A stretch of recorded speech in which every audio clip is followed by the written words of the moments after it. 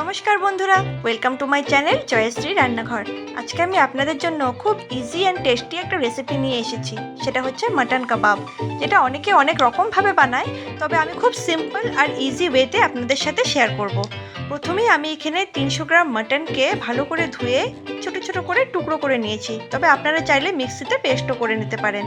তারপর এটাতে অ্যাড করে দিচ্ছি দুটো মিডিয়াম সাইজের পেঁয়াজ কুচি, কাঁচা লঙ্কা কুচি, সামান্য একটু লেবুর রস দিয়ে দিলাম।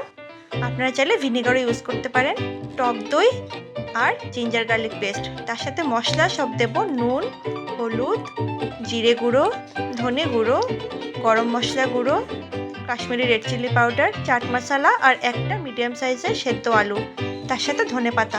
আর এটাকে ভালো করে ম্যাশ করে আমরা এটাকে একটা মণ্ড বানিয়ে নেব। ব্যাস হয়ে গেল। এবার এটাকে এরমভাবে হাতে নিয়ে আমরা কাবাবে শেপ দিয়ে দেব, গোল গোল করে। আপনাদের যেরকম ইচ্ছে সেরকমভাবে শেপ দিতে পারেন। আর একই রকমভাবে বাকিগুলোকেও করে নিলাম। আর এটাকে 2 ঘন্টার জন্য ফ্রিজে রেখে দেব।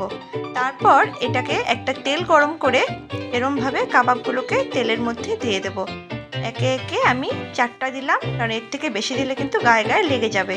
আর এটাকে মিডিয়াম ফ্লেমে 5 মিনিটসের মতন এটাকে ফ্রাই করতে হবে। এটা কিন্তু আমরা শ্যালো ফ্রাই করব। বোথ সাইড সুন্দর করে ফ্রাই করা হয়ে গেলে পরে আমাদের টেস্টি টেস্টি মাটন কাবাব একদম রেডি। দেখলেন তো, একদম সিম্পল ওয়েতেই কিন্তু বাড়িতে বানিয়ে নিতে পারেন। আপনারা বাড়িতে ট্রাই করুন, কেমন হয় সেটা আমাকে অবশ্যই কমেন্টে জানাবেন। যদি ভিডিওটি ভালো লেগে থাকে তাহলে পরিচিত সবার সাথে শেয়ার করবেন। আর যদি প্রথমবার আমার ভিডিও দেখছেন তাহলে আমার চ্যানেলকে সাবস্ক্রাইব করতে কিন্তু একদম ভুলবেন না।